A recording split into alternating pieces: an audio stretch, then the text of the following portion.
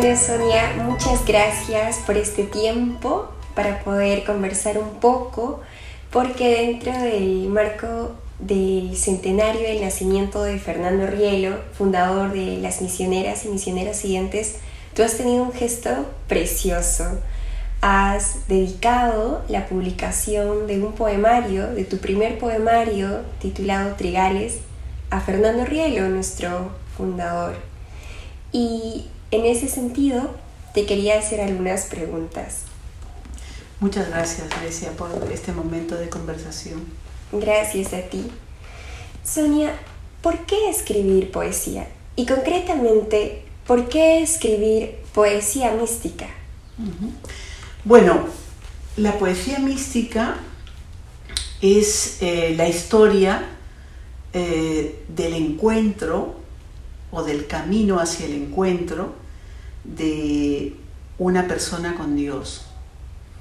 Y ese transcurrir, que es ese vivir en esta vida, desde el periodo de buscar a Dios, de tener la experiencia de encontrarlo y que después no está, y encontrarlo y no tener tan claro hasta encontrarlo, de caminar por días luminosos y por días grises, ¿no? De tener respuestas a las preguntas que uno se hace y de no tenerlas, y de conocer o respirar de alguna manera la belleza de esta creación de Dios, ¿no? Como es la naturaleza, como es aquello que está en el corazón de las personas. Hay una belleza en el corazón de las personas, en el alma de las personas que uno aprende a ver, ¿no? Y en ese transcurrir de los días, los años de la vida, ¿no? Y finalmente estar cada vez más cerca de Dios, ¿no? No por un mérito propio, sino porque Dios es generoso, ¿no? Y entonces eso es para mí la poesía mística, y creo que es para todos. Y quería de alguna manera sacarlo hacia afuera, ¿no? Porque estoy segura que muchas personas viven lo mismo, pero falta escarbar, ¿no? En su propia vida para descubrir la grandeza que es la presencia de Dios dentro de ellas, ¿no? Y cómo transmitir esa noticia, ¿no? Muchas gracias. Bueno, Sonia, he tenido la dicha de poder leer el poemario, felicitarte por las poesías que están allí, esa selección tan maravillosa que has hecho, que son muy claras, muy entendibles y también muy humanas, ¿no? Que te interpelan tu realidad y también te cuestionan muchas cosas. Y por ello quería preguntarte, ¿cuál es tu fuente de inspiración en este poemario? Bueno, Grecia, mira, yo estudié en un colegio religioso, y cuando estábamos en segundo de secundaria hubo un concurso de poesía que me obligaron a entrar, ¿no? Y entonces hice una poesía a la fundadora de la comunidad que dirigía el colegio, ¿no? Y yo creo que esa poesía sencilla, ¿no? Me marcó, y pensé, bueno, suena bonito y puedo decir algo, ¿no? Y desde ahí en adelante la poesía siempre me ha llamado la atención, ¿no? Por ejemplo, me llamaba la atención Antonio Machado, me llamaba la atención Amado Nervo, pero cuando conocí la obra de nuestro fundador, de Fernando Rielo, ya no solo la poesía me atrapó, sino la poesía mística, ¿no? Entonces entendí que la poesía podía ser un instrumento que te puede ayudar a demostrar o a mostrar la experiencia de Dios, ¿no? Porque él lo escribía de una manera muy sencilla, muy tierna, episodios de la vida, sobre el dolor humano, la naturaleza, la unión con Dios, etc., ¿no? Entonces, y bueno, ya ahí me entré un poquito más en San Juan de la Cruz, ¿no? Que es el poeta místico por excelencia, ¿no? Entonces, te leo solo un pequeño fragmento de lo que significa para mí la poesía, ¿no? La poesía se llama Mi camino a Dios, ¿no? Dice: mi camino a Dios es una lágrima diáfana donde se encuentran mis hermanos, todos y cada uno, con sus risas y sus llantos.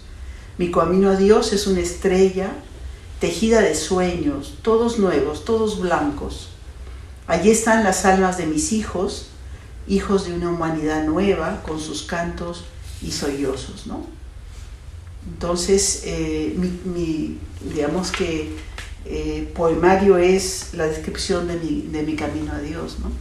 Bueno, Sonia, aquí tengo el libro, el poemario publicado, Trigales, y yo sé, por lo que he leído, que esta imagen que tiene la portada no es gratuita, ¿no? Uh-huh. Aquí tenemos una avecilla que tiene un nombre en la poesía que es Abaito, ¿no? ¿Nos puedes contar un poco quién es Abaito para la poesía mística de Sonia Necochea? Bueno, Grecia, esto tiene su historia, ¿no? Abaito es un cardenal, un pajarito que es rojo con un manto negro, ¿no? Y entonces siempre veía un cardenal en la entrada del hospital y le tomaba muchas fotos, como sabes, y siempre estaba muy cerca, ¿no? Pero también veía otro cardenal en las ventanas de mi casa, ¿no? Y una vez lo vi en la playa, ¿no? Y entonces una vez en la universidad, y entonces para mí Abaito significa, representa, no es, por supuesto, pero significa la cercanía de Dios, ¿no? Que Dios se aparece allí como un pajarito para decirme: aquí estoy cercano, ¿no? En tu vida cotidiana, ¿no? Porque la idea es transmitir el mensaje a través de la poesía de manera sencilla, que Dios no es un Dios solo de las iglesias, ¿no? De las grandes ceremonias, sino es un Dios de la vida cotidiana, en personas comunes y corrientes que hacemos diferentes cosas, ¿no?